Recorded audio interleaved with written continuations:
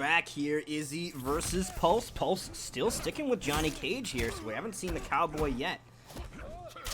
Yeah, it looks like we got Izzy back on that Kano. Instead of Dirtbag, we have Ripper, and personally, this matchup, it's not the best. It's not, like, awful. Like, I would say worst matchup for Kano was definitely Joker. It's still a 4-6, but you can plan it. You can definitely plan it. It's just the problem is, when is it your turn? When you're in the corner, Kano has about 0 options. You just have to take it, hold it, see what happens. Well, I think the other thing, too, is in a 4-6 or 6-4 matchup, we're only playing first to 3. Like, a 4-6 matchup implies that you can win 4 games, and that's all you need is 3 of them. So, you know, the Unga Bunga that Kano has, the ability to kind of keep your options. You know, Pulse doesn't know exactly what Izzy is going to do, and if he can't catch on quick, then Izzy might be able to capitalize on that. So far, though, Pulse off to a good start, taking round 1. We're gonna go ahead and see if Izzy can turn this around here with this unorthodox character select. Here's the launcher toward the corner. Might have been waiting for a breakaway, never came. Yeah, I guess the defense speeder was used for the roll instead, and now he's locked down in the corner. What are your options with Kano? Not really sure. And with the grab, about 3 down ones in a row. This is a real Kano specialist. We already know. Yeah, how many down ones is necessary? Is that just Kano loves swinging the knife? He's like, my other normals, I don't use my knife. So can we stick to the knives, please? Down 1, down 1. There's never enough down ones in the box for Kano. But Pulse, we know how much comebacks can be made with Johnny Cage.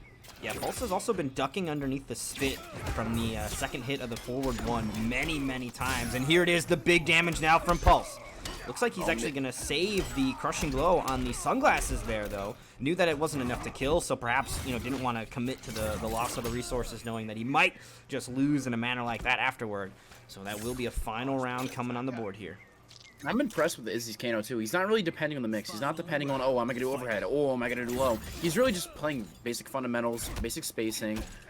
Really impressed by Izzy. I haven't seen a lot of risky tick throw attempts either. He's just been trying to play it really solid. A lot of down 1 usage, trying to control the pace and make sure that, you know, Pulse kind of respects his options in his turn there. But, you know, so far, Izzy's been putting up a good fight with this character that we honestly have not seen much out of Izzy with. And here, Izzy going to go full damage, waits till the end, doesn't want to whiff the command grab, but no breakaway came yet again from Pulse. Yeah. Now here's the answer from Pulse with a wake up down 2. Why not? Go for it if it's going to work. Oh man, uppercut city, here we go, another uppercut. Wow. Of course, Pulse, he still has the sunglasses crushing blow, so one more hit on the ground is going to be it for Izzy. So a fatal blow on both sides. Getting hit by Shreds, but of course, finishing that forward 1 string is going to work, and he went for it! He cashed in. But he dropped it! Okay, that was about to be some crazy shenanigans there, but Pulse was able to correct the universe and get the poke for the kill. I cannot believe that he dropped that punish on the fatal blow. Wow. Izzy, smart decision though. He went for forward 1 fatal blow, expecting Pulse to poke back and the fatal blow to actually hit. Of course, didn't work out. But Pulse, like you said, dropping is not the answer to beat your opponent. Hey, thanks for the follow, Notorious LTM. Appreciate that. Glad you're enjoying the stream here. Watching the finale here of the Nightmare series. The best of the best on Xbox coming here to throw down. And honestly, Nightmare series does not end here. I know this says finale because it's the end of Season 2, but Season 3 is coming and already has a bigger prize pool lined up for you guys. $500 already in the match arena waiting to be distributed amongst the best of the best on Xbox come Season 3. And potentially come some changes to Mortal Kombat if NRS ever wakes up from their hibernation. Otherwise, maybe we'll do some other weird shit for Season 4 if they don't make some changes soon. We'll do like an Injustice or a custom combat. But Season 3 we're gonna stay the course we're currently on. Maybe we'll do some side Injustice stuff while we wait. Let's see what happens in store, but of course, Izzy, no more Kano. Even though the match was super, super close, he feels more confident on his main. Sub-0. I mean, there's a lot of money on the line here. It's not as much as some of the other tournaments that we've seen Izzy participate in, but still a decent chunk just for sitting at home playing some Mortal Kombat, having a good time playing a game. Although, you know what? How much of a good time is this? You guys know this has got to be stressful. The hearts get racing. The salt gets flowing. I hope you guys are having fun, but man, it gets heated, I'm sure. Oh, definitely. Izzy might be banging the desk if he loses this one. I don't know. Well, 3 whiffing. Didn't have the meter on the ice ball, obviously, because we were an avalanche. Would have connected, but... Yeah, Izzy just trying to find that jump, and he wants to close out that last bit of health. It's so dangerous, too, because we've seen what Pulse can do while that Fatal Blow is available here. If any of these hits connect, it could spell disaster here for Izzy. Now Fatal Blow available for both players. Oh, now plus frames. He contested it with down 4, but the grab almost gonna take it. Yes, it does. Wow, Pulse with the comeback there. Izzy was so on the defensive, just looking to not get hit, that Pulse was able to really freely go for those jump-ins uncontested, and everything he wanted to do, he was able to just bring it home in the end. And then, of course, kept the resources that Izzy was so afraid of getting hit by. So now he's still got to be afraid of it. No, might have been a mistimed false block, because that jump 3 was not on purpose, I can assure you. Keep him locked down using the plus frames. What more can you ask from Johnny? Plus frames after plus frames after plus frames. The one time he went for a grab. Izzy's ready for it. Still locked down. How much can we take? Oh, trying to get out with the slide. Not the right move. And here it is. Here's the opening. Sub-Zero obviously known for his comebacks, so let's see how far we can go. Yeah, basically opposite positions of what they were in previously, but Pulse has the composure to bring it home, and that's going to mean the lead now up 2-0 here for Pulse. Johnny Cage wins. Showing off the sunglasses, going himself up. He has confidence. It's going to be interesting here. What does Izzy do as far as character select? Is he going to continue to stick here with Sub-Zero, or is there perhaps a different, better answer available to him? You know, Sub-Zero is his best character, but on top of being a good Sub-Zero player, does he need to continue to stick with Avalanche? We saw the trap ended up not really playing a big role in that matchup, so perhaps that might be a reason to go for the more mix-up heavy Dead of Winter, or perhaps he's going to want to go with some more keep away, some air fireballs to avoid some of the stuff in terms of, I don't fucking know, Thin Ice, is that what it's called? Thin Ice. Yeah. Man, I got to know 4 names. I got to remember Cetrion and the names of all of her variations, and they all get to be phrases. They're not just single words. I got to remember phrases. Okay, I'm trying. It's a lot of brain power. Dude, there's so much hard drive space that I have to dedicate to just goofball words that mean nothing. Thin Ice. What does that mean? It's just another ice pun. Change it up. It literally is just ice. You just but call it it's Frigid smaller. Heart, and like half the chat would believe me. Oh, Frigid Heart, that variation. That's the one my homie plays. Round one. Fight. Only the homies played Frigid Ice. Okay, we're back into it. Can Pulse take the 3-0, or is he going to make that comeback? I can tell you one thing. Jumping is not an option. 28% rolls into the next one. Thank you, sir. Can I have another? A little eager to grab another one, and Izzy happy to oblige. Put some decent damage on the board there as well, but it's really just going to even up the life bars here. About 10% life difference. Ooh, okay, Izzy's now going to increase that gap here. Going to keep it unbreakable as well. Pulse going to hang on to the defense. Oh, okay. He still has defense meter, but again, unbreakable damage. Pulse, you're not allowed to get out of it. Don't even try. Now Izzy up a round. Here in the Forsaken Island that the dead has been claimed by. And my Alan Voorhees is free. I won't even play that character.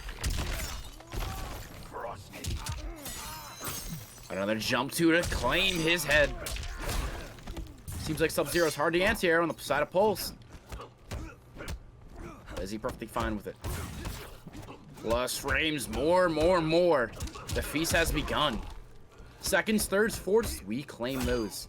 Now, this is the lockdown here that Johnny Cage has been getting away with all tournament here.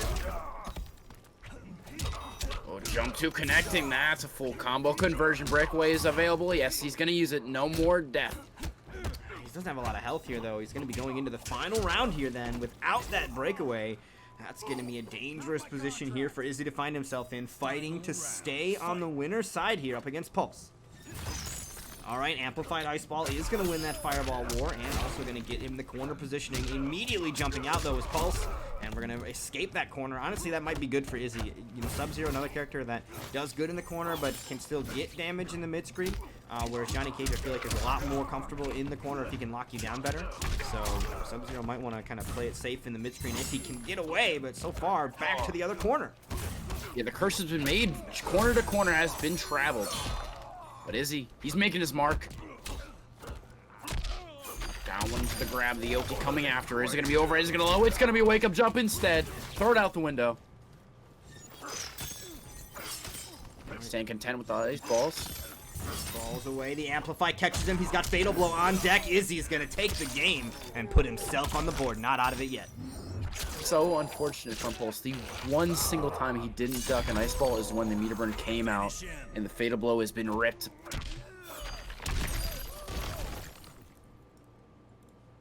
Sub-Zero wins. Pulse said he's been robbed. Call the police. 911 is available for you. Kidnapping himself the victory. Alright, no worries. Thank you, Slink.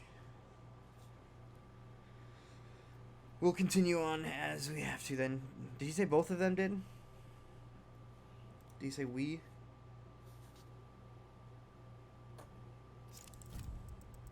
Chilly Willy. Aaron Black. Ooh, and Pulse is going to his tried and true Aaron Black. Alright, so finally we're seeing the Cowboy come out here from Pulse. I mean, this is the first game that Pulse has lost where he's been forced to have an option to even switch. And immediately when given the option, we're going to go back to the tried and true, the Aaron Black. And this is going to be a tough one here. Izzy's going to need to take the next 2 in a row. Pulse still 1 game away. Round 1. Fight. How far can we take it? Now, if this is a true day 1 main, Izzy could go Aaron Black himself and go for the mirror, but I doubt we'll see it. As he's locked in with Sub-Zero, actually. Yeah, I don't think that we'll see character switch from Izzy. I think that he should be locking in with Sub-Zero, even if he had another option to switch here. The thing is, though, he's going to be maybe more familiar with this matchup, perhaps, or more comfortable because he used to play the character a bit. But I think also Johnny Cage has had a lot of popularity since the changes to him, so you know, you can argue that both Johnny Cage and Aaron Black are relatively popular. It's not going to be the same thing as a collector, where there's only going to be a handful of collector players that are really going to give you the necessary experience to be able to stand up against some of these characters here. Oh, more low gunshots. Stick him the acid, burning away his feet. Ooh, uppercut. That will be Pulse now on set point. That was a commanding lead there as well. Still had 63% of that health bar remaining. So Izzy, quite the uphill battle here, looking to make his way in. The big boot coming through, plus frames, not your turn. Oh, in the back two for the reversal. And there it is, the overhead axe is coming down. And that does mean now that Izzy was about to go for another mix-up. Good block still from Pulse. Izzy was going to take some damage there. It looks like he attempted to go for further mix-up, though. Oh, and the wake-up down, too. You love to see it. Full screen game being played. Now, he actually does have an option for the meter run ice now. He has Scud Shot. He can just say, screw it. But no, you can't take his spot. Wayne, you cannot take his spot. Wayne, oh my lord. Not in the finale. Are you kidding me? No way. Any other tournament, it'd be fine, but not in the finale. That was not. I did not want an upgrade player here. No more. We saw enough in the LCQ. Oh, this is dangerous. Breakaway out, acid puddle, though Pulse knew it. And there it is, the amplified Scud Shot to close it out. That mid-invisible bullet coming through there for Pulse.